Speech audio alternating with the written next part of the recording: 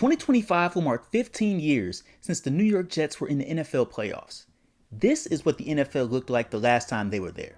Going into the 2010 season, some of the top free agents on the market included Julius Peppers, Carlos Dansby, Thomas Jones, LaDainian Tomlinson, Antrel Rolle, Terrell Owens, and Dante Robinson. Julius Peppers was seen as the best pass rusher to hit the open market since Reggie White. He would go on to sign with the Chicago Bears. Carlos Dansby was a solid all-around linebacker, and he would go to the Miami Dolphins. Thomas Jones actually went from the New York Jets to the Kansas City Chiefs. LaDainian Tomlinson, on the other hand, looked like he had lost a step at 31 years old and needed a fresh start after leaving San Diego.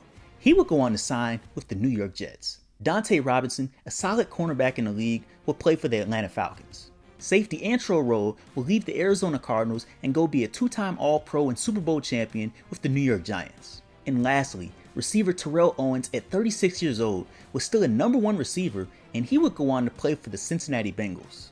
The 2010 NFL Draft proved to have a lot of great players, but in this draft, the #1 pick would be Sam Bradford, quarterback out of Oklahoma, where he would go to the then St. Louis Rams and sign what was then the largest contract for a rookie in NFL history.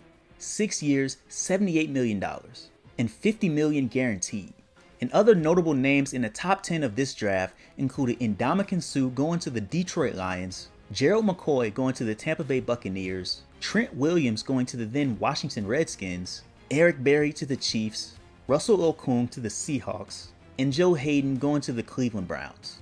The New York Jets, however, would take DB Kyle Wilson, 29th overall, out of Boise State. He played 6 years in the league and only started 1 year at corner and finished his career with the New Orleans Saints. And to round out the rest of this draft, other big names included Earl Thomas, Rob Gronkowski, Maurkice Pouncey, Geno Atkins, and of course, Antonio Brown. And Brown had proved to be one of the biggest steals in the draft, going in the 6th round at 195th overall. Now as for the 2010 Jets, they were coming off of a 9-7 season and an AFC Championship appearance with first-year head coach Rex Ryan and rookie quarterback Mark Sanchez. And with this young head coach and quarterback duo back together in year 2, they were actually seen as the favorite in the AFC East. And this was a division that had a fully healthy Tom Brady and Randy Moss. The Jets were so confident that Rex Ryan would later guarantee a Super Bowl victory. And in the end, the Jets would come very close. Finishing with an 11-5 record in second place in the AFC East, the New York Jets broke their record for most consecutive road wins with 6 straight wins. They also became the first team in NFL history to win back-to-back road games in overtime. If you're enjoying this discussion about the Jets, make sure you hit the subscribe button for more. 2009 to 2010 is also the last time the New York Jets made the playoffs in back-to-back seasons. Despite being such a great team in the AFC, they would only have 3 Pro Bowlers, being Darrelle Revis, Nick Mangold, and D'Brickashaw Ferguson. LaDainian Tomlinson would be their leading rusher, and Braylon Edwards was their leading receiver. Despite the Jets being the favorite to win the AFC East, it would actually be the Patriots who not only won the division, but were also the #1 seed in the AFC. While on the flip side, it would be the Atlanta Falcons who have the 1 seed in the NFC with 25-year-old Matt Ryan and 3rd-year head coach Mike Smith. And around the rest of the NFL, Sam Bradford will win Offensive Rookie of the Year, throwing for over 3,500 yards and 18 touchdowns. Not surprising from your #1 pick. And it also wasn't surprising that the #2 pick, Ndamukong Suh, would also win Defensive Player of the Year and also be a first-team All-Pro. Suh would have 66 tackles, 13 tackles for loss, and 10 sacks. And Troy Polamalu of the Steelers will win Defensive Player of the Year. Polamalu had 63 tackles, 6 tackles for loss, 7 interceptions, and 11 passes defended. Phillip Rivers of the then San Diego Chargers will be the league's passing leader, leading the NFL with over 4,700 passing yards, 30 touchdowns, 13 interceptions, and he will get his 3rd Pro Bowl selection. It will be a young Arian Foster of the Houston Texans who will lead the league in rushing with over 1,600 yards, 16 touchdowns, 4.9 yards a carry, and over 2,200 total scrimmage yards.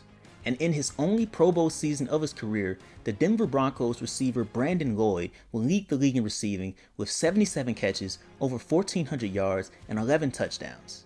And to no one's surprise, it will be Tom Brady who will win 2010 NFL MVP with the Patriots going 14-2.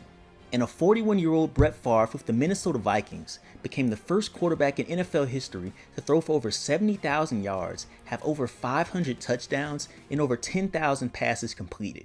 And going into the 2010 playoffs, This season also saw the first time where a team with a losing record actually made the playoffs. That would be the 7-9 Seahawks, and they would go on to beat the defending champion New Orleans Saints in the wildcard round. But as for our New York Jets, who had gone 11-5 and had the 6th seed in the AFC, they would face the Indianapolis Colts in the wildcard round and hold Peyton Manning to just 16 points. This was also Peyton Manning's last game as an Indianapolis Colt. Beating the Colts on the road will also lead them to their division rival New England Patriots too. The Jets defense showed up, sacking Tom Brady 5 times, and Mark Sanchez also had a great game, throwing for 3 touchdowns as well. Taking down the MVP and the #1 team in the AFC on the road in a 28-21 win, this led them to the AFC Championship for the 2nd year in a row. They would unfortunately fall just short to the Pittsburgh Steelers, as the Steelers would go to their 2nd Super Bowl in 3 years. Steelers would go on to lose to the Green Bay Packers in Super Bowl 45, 31-25, where 27-year-old Aaron Rodgers would win Super Bowl MVP, and the Packers would win their 4th Super Bowl. And when you actually look at the ages of some of the Jets' current players today, the Jets' new quarterback, Justin Fields, was just 11 years old in 2010. Garrett Wilson and Sauce Gardner were just 10 years old, and Breece Hall was 9 years old. An entire generation has gone by since the last time the NFL has saw the New York Jets in the playoffs. But will this change anytime soon? Comment how you think Justin Fields and the New York Jets will look in 2025, and subscribe for more NFL content like this.